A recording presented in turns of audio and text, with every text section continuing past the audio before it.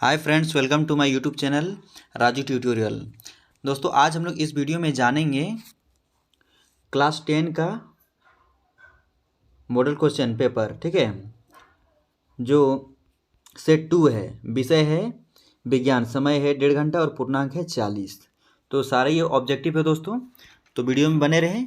और वीडियो में अगर नए हैं तो आप जरूर इस चैनल को सब्सक्राइब कर लीजिए, क्योंकि मैं इसी टाइप का वीडियो अपलोड करता रहूँगा जितना भी अभी आया है सेट में। तो चलिए हम लोग वीडियो में बने रखते हैं आगे। तो पहले क्वेश्चन की ओर बढ़ते हैं दोस्तों। किसी बीम का अवतल दर्पण द्वारा बना प्रतिबिंब आभासी, सीधा तथा बीम से बड़ा बड़ा पाया गया वस्तु की स्थिति कहाँ होनी चाहिए? तो ये वस्तु की स्थिति होनी चाहिए दोस्तों, ऑप्शन नंबर आपका हो जाएगा डी हो जाएगा। ध्रुव के दर्पण के ध्रुव तथा मुख्य फोकस के बीच होता है, option number B. Next question की ओर बढ़ते हैं दोस्तों। वक्रता त्रिज्या एवं फोकस दूरी में संबंध है, तो इसका संबंध होता है दोस्तों एफ बराबर r/2 हो जाता है। तो ये आपका हो जाएगा ऑप्शन नंबर बी हो जाएगा। अब हम लोग नेक्स्ट क्वेश्चन में बढ़ते हैं, तीसरे नंबर में। जब प्रकाश किरण जल से हवा में तिरछी प्रवेश करती है तो प्रकाश की किरण मुड़ती है। तो ये प्रकाश की किरण मुड़ने का वजह है दोस्तों अभिलंब से दूर मुड़ती है, ऑप्शन नंबर बी। चलिए हम लोग नेक्स्ट क्वेश्चन की ओर बढ़ते हैं। तो ये आपका नेक्स्ट क्वेश्चन है दोस्तों। अवतल लेंस से सदैव प्रतिबिंब बनता है, तो अवतल लेंस से सदैव प्रतिबिंब बनता है दोस्तों सीधा एवं बड़ा, option number B. Next question की ओर बढ़ते हैं। लेंस की क्षमता का एसआई मात्रक है, तो लेंस की क्षमता का एसआई मात्रक है डायोप्टर। नेक्स्ट क्वेश्चन है, समतल दर्पण द्वारा बना प्रतिबिंब, तो इसके द्वारा बना प्रतिबिंब काल्पनिक होता है, ऑप्शन नंबर बी। नेक्स्ट है, मानव नेत्र जिस भाग पर किसी वस्तु का प्रतिबिंब बनाते हैं वो भाग वो है, तो वो भाग है आपका दृष्टिपटल, ऑप्शन नंबर डी। नेक्स्ट है, मानव नेत्र जिस भाग पर किसी वस्तु का प्रतिबिंब बनाते हैं वह है, तो ये अच्छा वही क्वेश्चन को रिपीट किया दोस्तों, तो ये आपका हो जाएगा ऑप्शन नंबर ए, यानी 25 सेंटीमीटर होता है। चलिए हम लोग आगे बढ़ते हैं क्वेश्चन की ओर।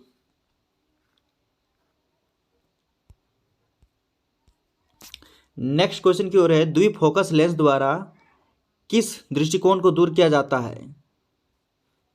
तो ये आपका दूर किया जाता है दोस्तों जरा दृष्टिदोष को, option number B. Next question की ओर बढ़ते हैं। तारों के टिमटिमाने का कारण है, तो तारों का टिमटिमाने का कारण है वायुमंडलीय अपवर्तन, यानी ऑप्शन नंबर बी। आते हैं हम लोग नेक्स्ट क्वेश्चन की ओर। 11 नंबर का क्वेश्चन है, निम्नलिखित में कौन सा पद विद्युत परिपथ में विद्युत शक्ति को निरूपित नहीं करता है? तो ये आपका निरूपित नहीं करता है, यानी उस फॉर्मूला के अकॉर्डिंग नहीं आता है। तो ये है I/R², ऑप्शन नंबर बी हो जाएगा। ये है गलत है दोस्तों। नेक्स्ट क्वेश्चन है, प्रतिरोध का एसआई मात्रक क्या है? तो प्रतिरोध का एसआई मात्रक ohm, option number C.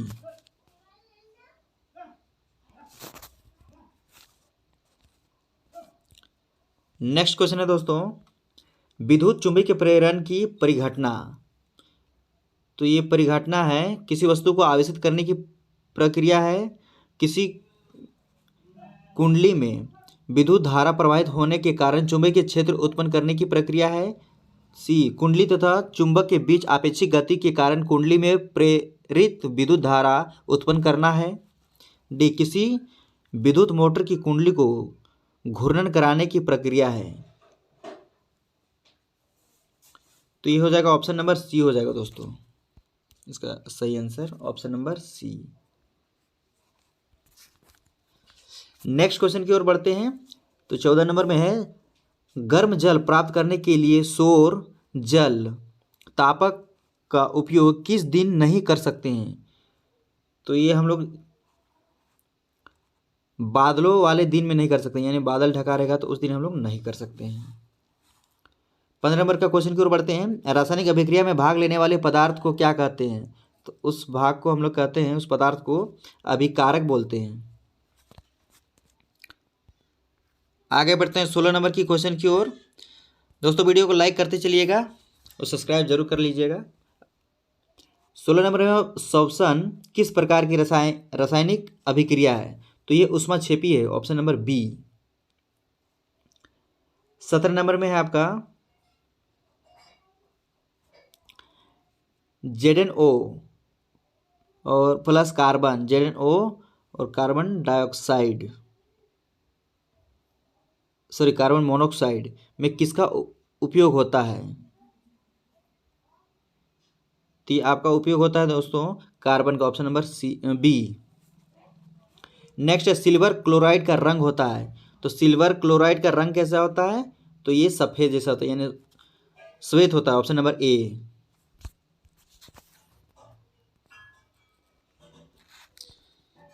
Next question की ओर बढ़ते हैं दोस्तों। 19 नंबर, निम्न में कौन सा कथन सही नहीं है?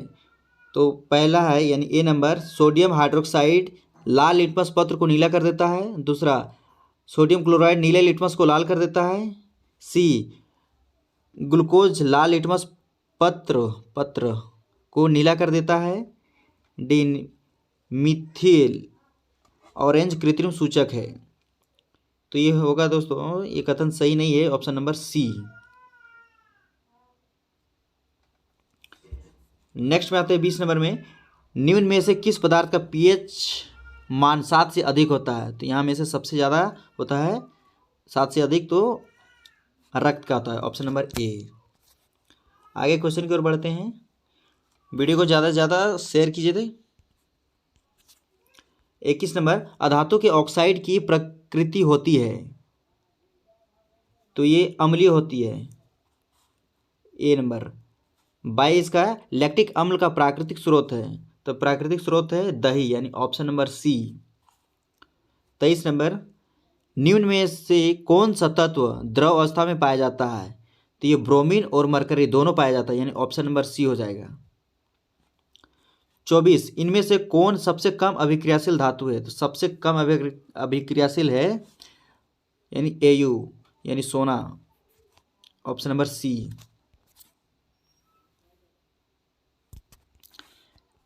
आगे बढ़ते हैं क्वेश्चन में 25, एक्वारेजिया में पाया जाता है। तो सांद्र NO3 पाया जाता है, यानी nitric acid, option number B. 26, butanone चर्तु कार्बनिक कार्बन यौगिक है जिसका प्रकार्यात्मक समूह है। तो ये प्रकार्यात्मक समूह है कीटोन का, ऑप्शन नंबर सी। 27 पे आते हैं, निम्न में से किस तत्व के बाहरी कक्ष में एक इलेक्ट्रॉन उपस्थित है? तो बाहरी कक्ष में एक इलेक्ट्रॉन उपस्थित होता है सोडियम में, ऑप्शन नंबर ए। सुपोषी पोषण के लिए आवश्यक है। तो सुपोषी पोषण के लिए आवश्यक है कार्बन डाइऑक्साइड, जल और क्लोरोफिल, सूर्य का प्रकाश, उपयुक्त सभी, ऑप्शन नंबर डी हो जाएगा।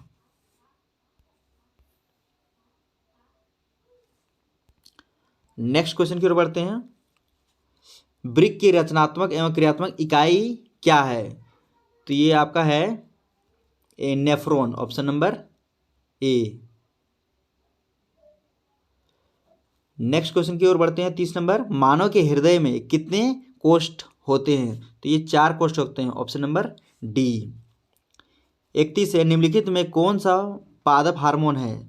तो ये पादप हार्मोन है आपका estrogen, thyronine, cytokinin, option number D.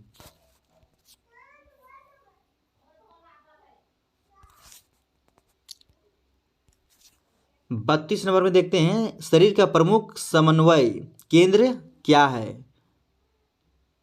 तो ये आपका है समन्वय केंद्र है मस्तिष्क, ऑप्शन नंबर ए।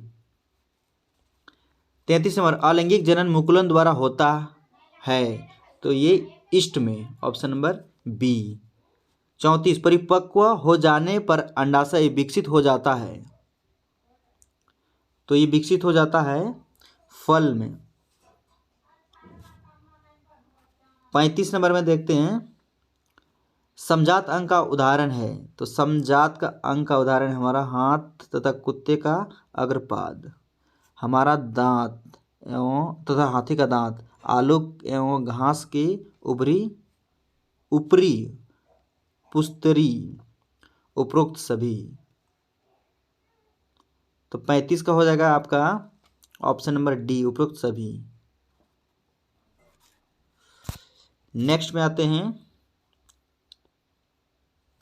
36 नंबर में,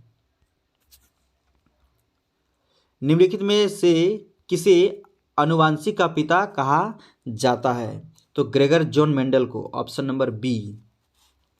37 में, निम्न में से कौन आहार श्रृंखला का निर्माण करता है? तो आहार श्रृंखला का निर्माण करता है घास, गेहूं, आम, घास, बकरी, मानव, बकरी, गाय तथा हाथी, घास, मछली तथा बकरी। ऑप्शन नंबर बी हो जाएगा दोस्तों। घास को बकरी खाता है, बकरी को मानव खाता है। ये एक श्रृंखला है, आहार श्रृंखला। 38 नंबर में आते हैं, निम्नलिखित में से कौन उत्पादक है?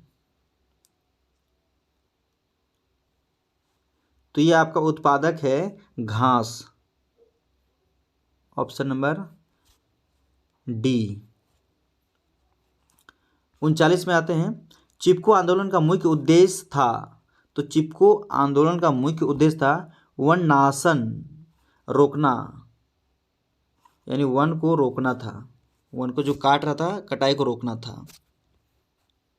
नेक्स्ट है, खादिन पाए जाते हैं, तो ये राजस्थान में पाए जाते हैं, ऑप्शन नंबर ए।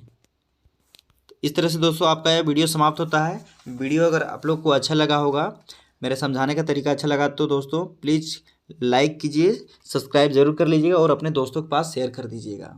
वीडियो देखने के लिए बहुत बहुत धन्यवाद।